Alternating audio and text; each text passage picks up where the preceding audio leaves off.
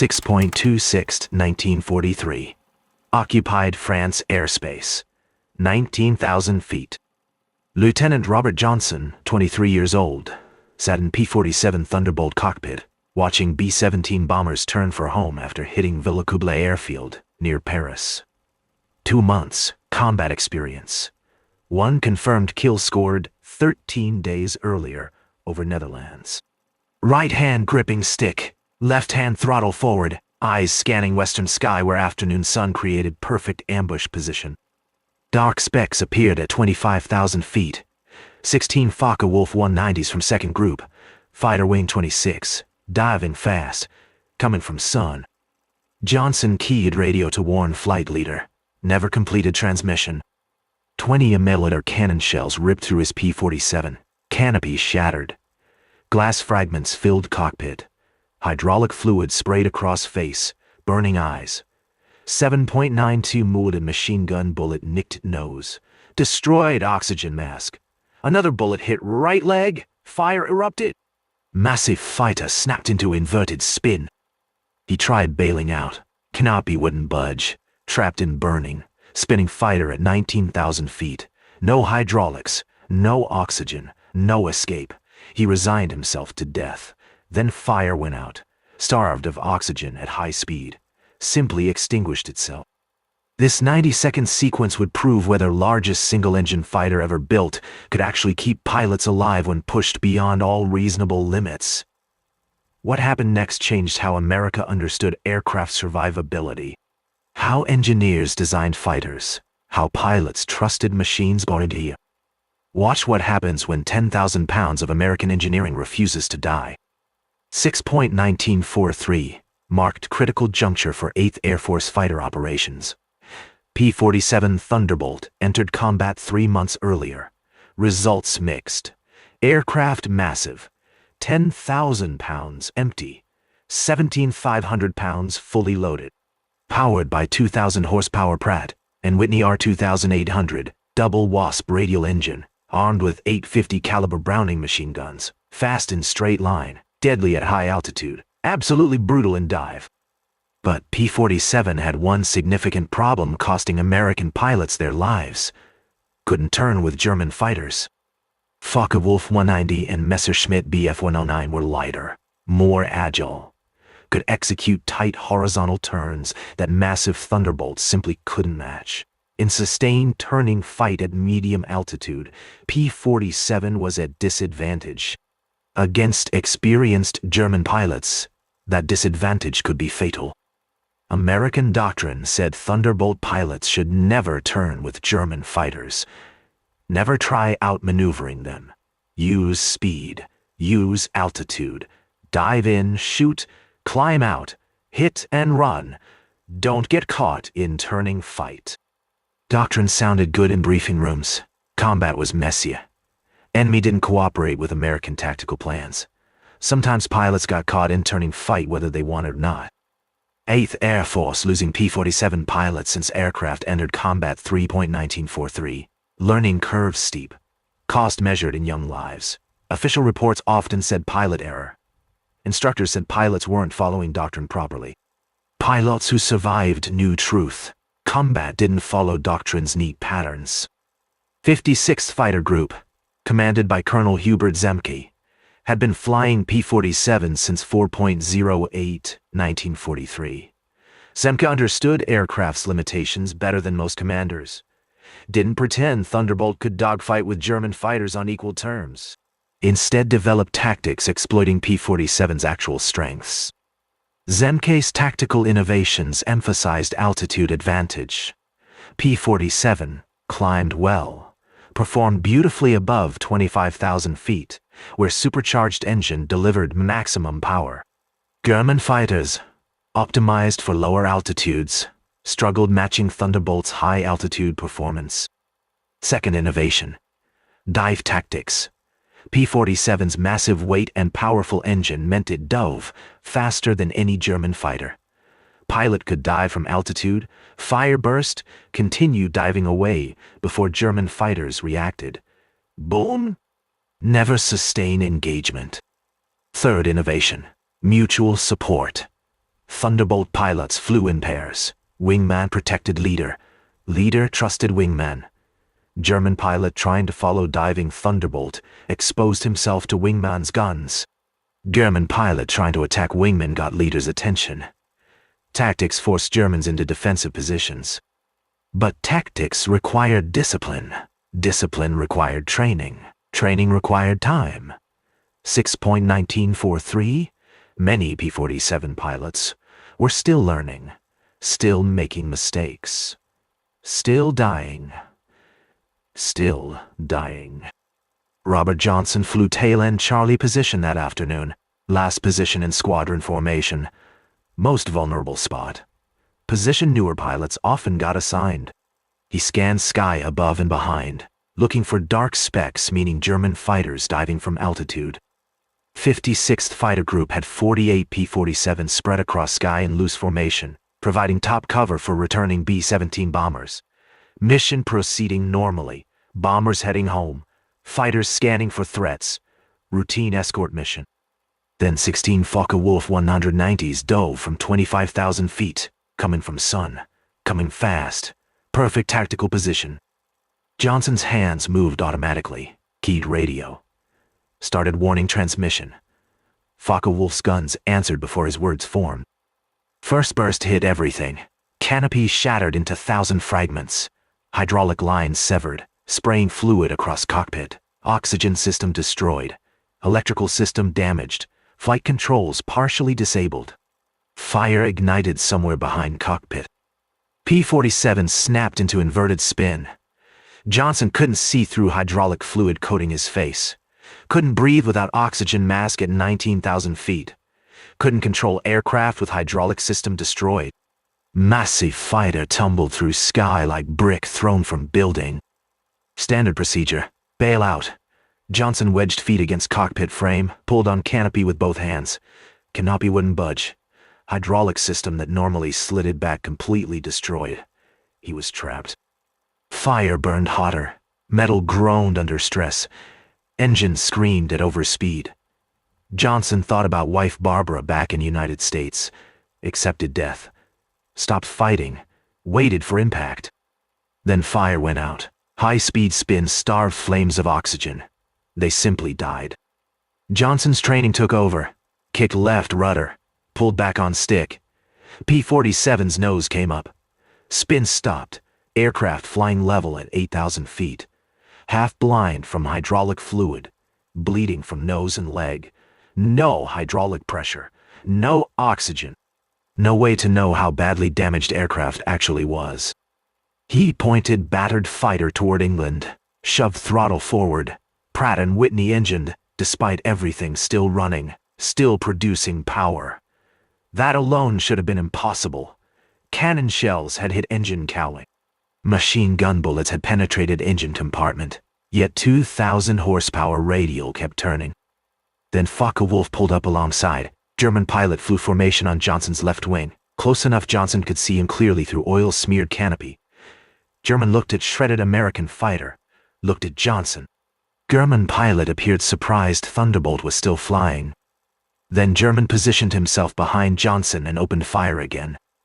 Hundreds of 7.92 mm machine gun bullets hammered into Johnson's P-47. German had expended 20 mm cannon ammunition on initial attack.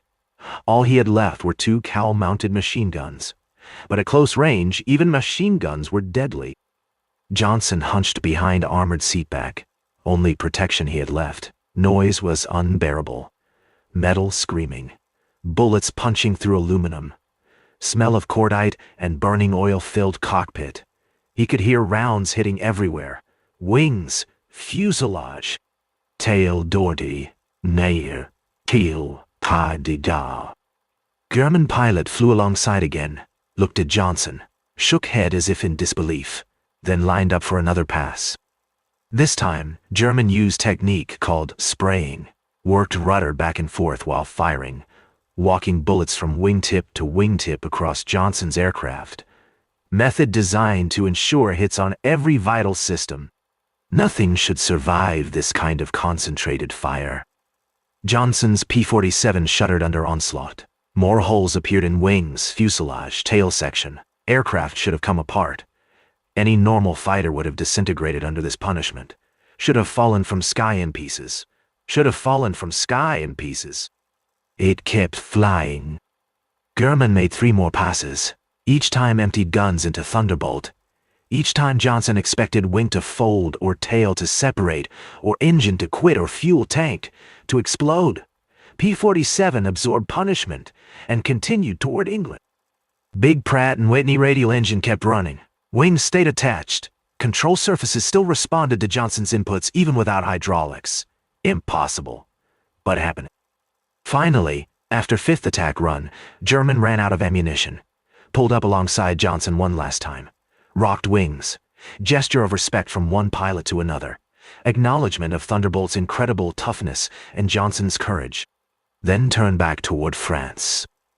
Johnson nursed crippled P-47 across English Channel. No landing gear hydraulics. No flaps. No radio. Vision still blurred from hydraulic fluid in eyes. Leg bleeding through flight suit. Face burned from cockpit fire. He found RAF Manston, forward operating base on English coast, used for emergency landings. Lined up on grass beside runway, cut engine. Bellied Thunderbolt in without gear. P-47 slid across grass for 400 yards before stopping. Johnson climbed out. Legs barely held him. Ground crew ran toward crashed fighter, expecting to pull dead pilot from wreckage. Found Johnson standing beside aircraft, bleeding but alive. They counted bullet holes later. More than 200. Cannon shells had hit engine cowling, wings, fuselage. Machine gun bullets had penetrated everywhere. Hydraulic lines severed. Oxygen system destroyed. Fuel tanks holed but self-sealing. Control cables shot through but still functional. Electrical system damaged but engine ignition still working. By every rational calculation, aircraft should have broken apart in air. Should have burned. Should have crashed. Johnson should have died. Instead, he was standing there, bleeding, burned, but alive. Republic aviation engineers examined wreckage later that week. Needed understanding how aircraft survived. What they found changed how fighters would be designed for decades. P-47's radial engine configuration proved critical. 18 cylinders arranged in 2 rows around central crankcase. Cannon shells and machine gun bullets hit multiple cylinders. Aircraft kept flying because engine could run on remaining cylinders. Liquid-cooled inline engines, used in Mustangs and British fighters, would have leaked coolant and seized immediately. Self-sealing fuel tanks worked exactly as designed. Rubber lining absorbed bullets, swelled to seal holes. Prevented fuel leakage. Prevented fire. Technology proven in combat under most extreme conditions imaginable. Armored seatbacks saved Johnson's life repeatedly. 3 8-inch steel plate behind pilot's seat stopped multiple machine gun bullets that would have killed him. Armor added weight, made aircraft less maneuverable. Also made pilots survivable. Structural strength exceeded specifications. Engineers had designed P-47 with large safety margins. Wings could handle loads far beyond normal flight envelope. Fuselage could absorb battle damage that would break apart lighter fighters. Extra weight that made aircraft less agile also made it nearly indestructible. Control system redundancy meant severed cables didn't necessarily mean lost control. Multiple cable runs, alternative control paths. System designed to degrade gracefully rather than fail catastrophically. These weren't accidents, were deliberate design choices made by Republic aviation engineers who understood that fighters needed surviving combat, not just winning dogfights. Alexander Kartveli, P-47's chief designer, had prioritized pilot survivability over pure performance. That decision, questioned by many during aircraft's development, had just saved Robert Johnson's life. But Johnson's survival was one incident. Question remained. Was P-47 fundamentally flawed, or were pilots simply learning how to employ it properly? Answer came through following months as 56th Fighter Group refined tactics and accumulated experience. Colonel Hubert Zemke drove tactical innovation relentlessly. After Johnson's incident, Zemke held briefings analyzing what worked, what didn't, emphasized lessons, never turn with German fighters, maintain altitude advantage, use dive speed, Support wingmen. Trust aircraft's toughness. Pilots who followed doctrine survived. Pilots who ignored doctrine often didn't. Learning curve was bloody but effective. By late 1943, 56th Fighter Group had transformed from struggling unit into formidable fighting force. Francis Gabreski emerged as group's leading ace, methodical, disciplined, ruthlessly effective. Understood P-47's capabilities perfectly, never exceeded them, never tried making Thunderbolt into something it wasn't. Used what aircraft could do. Avoided what it couldn't. Gabreski's score climbed steadily through late 1943 and early 1944. 5 kills, 10 kills, 20 kills. Each victory followed same pattern. Altitude advantage, diving attack, single burst, climb away. Never sustained dogfight. Single burst, climb away. Never gave German fighters chance to exploit Thunderbolt's weaknesses. By war's end, Gabreski had 28 confirmed victories, highest score of any American pilot in European theater, excluding those who flew primarily Mustangs. Zemke finished with 17.75 kills. Robert Johnson scored 27 victories, becoming one of America's top aces. These weren't achieved through superior aircraft, were achieved through superior tactics and discipline. P-47 provided toughness and firepower. Pilots provided skill and judgment. But air combat, spectacular as it was, represented only half of Thunderbolt's story. Other half was written at ground level across occupied Europe.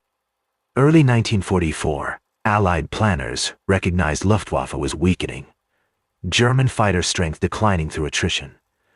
American long-range P-51 Mustangs now escorting bombers to Berlin. P-47's short range made it less valuable as bomber escort. But P-47's ruggedness, firepower, and ability to absorb punishment made it ideal for different mission. Ground attack. Ground attack was most dangerous mission in air war. Flying low and slow to attack ground targets exposed aircraft to intense anti-aircraft fire. German flak was deadly. Many aircraft shot down. Many pilots killed. But P-47 could survive hits that would destroy lighter fighters. Radial engine could run with cylinders shot off. Airframe could absorb cannon shells and keep flying. Pilots could belly land damaged Thunderbolts and walk away. American commanders began assigning P-47 units to ground attack missions. Target German transportation networks, railroad locomotives, railroad cars, truck convoys, bridges, supply dumps, anything that moved German supplies toward front lines. P-47 pilots called these missions armed reconnaissance. Fly over occupied territory looking for targets of opportunity. When found, attack. Strafe with 850 caliber machine guns. Bomb with 500-pound bombs under wings. Destroy German logistics systematically. Results were devastating. During 1944 and early 1945, P-47s destroyed approximately 9,000 German locomotives, 86,000 railroad cars, 68,000 trucks, over 6,000 armored vehicles, thousands of other targets. These weren't just claims. These weren't just claims. Were confirmed destructions verified by gun camera footage and reconnaissance photographs. Impact on German logistics was crippling. German army depended on rail transport to move supplies and reinforcements. P-47 attacks on rail network made daytime rail transport suicidal. Germans had to move trains at night, drastically reducing logistical capacity. Truck convoys couldn't move during day without being attacked. German units at front were often short of ammunition, fuel, food because P-47s had destroyed supply columns trying to reach them. German soldiers on ground feared Thunderbolt more than almost any other weapon. Called them Jabos, short for Jag bombers, fighter bombers. When Jabos appeared, German troops dove for cover. 850 calibers could shred truck or column of infantry in seconds. Bombs and rockets could destroy bunkers and fortified positions. No effective defense except hiding until attack was over. Cost was high. Many Thunderbolt pilots shot down by German flak while strafing trains or truck convoys. But Thunderbolt's ruggedness helped. Pilots brought home aircraft with dozens of flak holes. with cylinders shot off engines, with control surfaces partially destroyed. Other fighters wouldn't have made it. Thunderbolt could.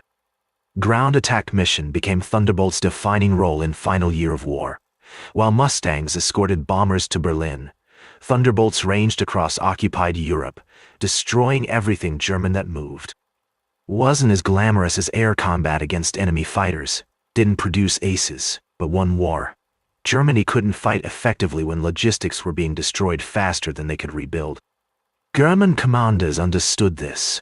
Post-war interrogations revealed German frustration with American air superiority, particularly ground attack aircraft, making movement impossible during daylight.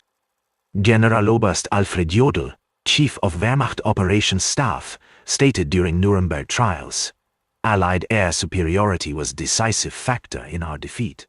We could not move supplies, could not move reinforcements, could not move anything during daylight hours without being attacked. American fighter bombers destroyed our logistics systematically. We had ammunition but couldn't deliver it, had fuel but couldn't transport it, had reinforcements but couldn't move them to front. This paralyzed our operations. P-47 Thunderbolt represented majority of American fighter bombers conducting these missions. Massive, tough, reliable, capable of absorbing punishment and completing mission. Recognition came slowly, incompletely. P-51 Mustang received fame and glory. Sleek, beautiful, long-ranged, escorted bombers to Berlin. Shot down German fighters over their own airfields. Perfect propaganda material.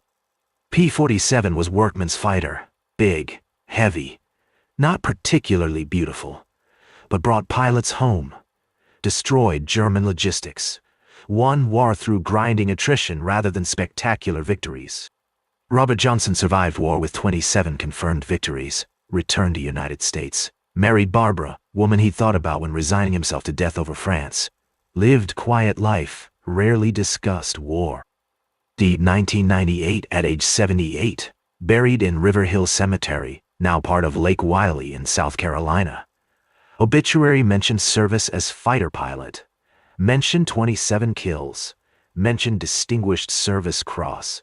Did not mention 6.26, 1943.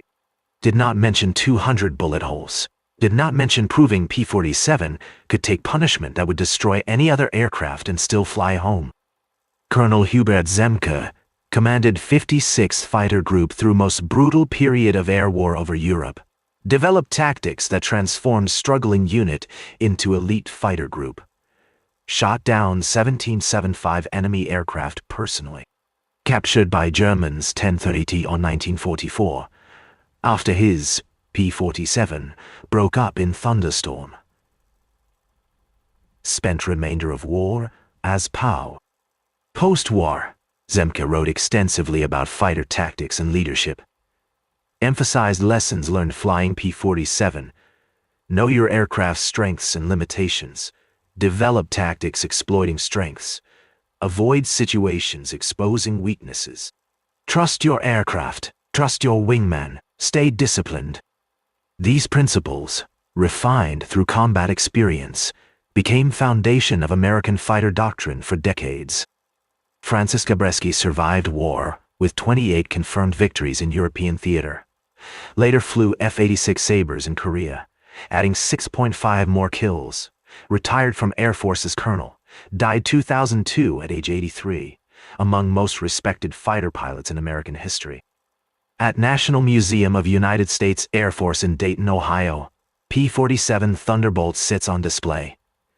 D model, serial number 4549167, nicknamed 5 painted to represent aircraft flown by Colonel Joseph Laughlin, commander of 362nd Fighter Group. Placard tells visitors it was one of most produced American fighters of World War II. 15,683 were built. Aircraft had 850 caliber machine guns and could carry 500 pounds of bombs. P-47s destroyed more than 7,000 enemy aircraft during war, more than half in air-to-air combat. What Placard doesn't fully convey is why Thunderbolt succeeded. wasn't because of superior design or advanced technology. German fighters were more advanced in many ways. Focke-Wulf 190 and Messerschmitt 190 were arguably better aircraft on paper. Thunderbolt succeeded because American pilots learned to fight with airplane they had, accepted its limitations, exploited its strengths, developed tactics that negated enemy advantages, stayed aggressive, stayed confident, trusted their aircraft to bring them home. That's how innovation actually happens in war. Not through engineering breakthroughs or technological superiority, though those help, but through pilots and commanders who see what they have, understand its capabilities, figure out how to use it better than enemy expects. Through mechanics who kept engines running and guns firing. Through training that produced skilled pilots faster than enemy could replace losses. P-47's legacy extended beyond World War II. After war, many countries purchased surplus Thunderbolts. Aircraft served with air forces in Peru, Brazil, Chile, Bolivia, Colombia, Ecuador, Venezuela, China, Iran, Turkey, Portugal, France, Yugoslavia. Some remained in service into 1950s and even early 1960s in South American air forces. Ruggedness and reliability that made it effective in World War II made it valuable for smaller nations that couldn't afford newer jet fighters. In the United States, P-47's design influenced post-war aircraft development. Republic Aviation, company that built Thunderbolt, went on to design F-84 Thunderjet, one of first successful American jet fighters. 84 inherited Thunderbolt's philosophy. Big, rugged, heavily armed, emphasizing survivability and firepower over pure maneuverability. That design philosophy continued through F-105 Thunderchief in 1960s. Lesson of Thunderbolt was that there's more than one way to design successful fighter. You don't have to build lightest, most maneuverable aircraft. You can build big, powerful, tough aircraft and make it work through proper tactics and pilot training. That lesson has been relearned multiple times in aviation history. F-4 Phantom in Vietnam, F-15 Eagle, A-10 Warthog, all followed Thunderbolt's philosophy in different ways. Modern fighter pilots train on principles proven by P-47 in World War II TOW. United States Air Force Fighter Weapons. School teaches case study, examining how 56th Fighter Group transformed tactics to exploit Thunderbolt's strengths while minimizing weaknesses. Principle emphasized. Understand your platform, develop tactics accordingly, maintain discipline under fire. Connection between 1943 fighter tactics and modern air combat doctrine isn't coincidental, is direct lineage. Lessons learned in blood over occupied Europe remain valid in age of stealth fighters and beyond visual range missiles. Aircraft that couldn't turn with enemy fighters, aircraft mocked as too big, too heavy, too slow. Aircraft that many believed would fail in combat. This aircraft became one of most effective American fighters of World War II. Not because it was perfect, because people who flew it and maintained it made it work, because commanders like Zemke developed tactics exploiting its strengths, because pilots like Johnson and Gabreski executed those tactics with discipline and skill, because mechanics kept engines running despite battle damage, because Republic Aviation engineers built aircraft tough enough to absorb punishment and keep flying. P-47 Thunderbolt was never most agile fighter, never fastest fighter at low altitude, never best-looking fighter, but was one of most effective American fighters of World War II. Not because it was perfect, because it was faithful, brought its pilots home. Story of Thunderbolt challenges comfortable narratives about technological superiority, determining military outcomes, reveals that tactics, training, and discipline matter more than raw performance specifications, demonstrates that survivability matters more than agility, shows that innovation comes from operators adapting to reality, not engineers pursuing perfection. Robert Johnson, bleeding and half-blind, flying home in aircraft that should have broken apart. That image captures Thunderbolt's essence, not sleek superiority, Not effortless dominance, but brutal, indomitable toughness. Refusal to quit. Refusal to fail. Aircraft riddled with 200 bullets. Still flying. Still fighting. Still bringing pilot home. That was P-47 Thunderbolt, most underrated American combat plane of World War II. Not because it lacked recognition, because recognition focused on wrong metrics, focused on kills and speed and glamour, missed fundamental truth. Best fighter isn't always fastest or most maneuverable. Sometimes best fighter is one that brings you home when everything says you should be dead. P-47 did that, again and again, for thousands of pilots, through thousands of missions, across European and Pacific theaters. Flying Coffin became legend. Death Trap became teacher. Question Design became proven survivor. Sometimes that's how history works, through blood and metal and impossible survival.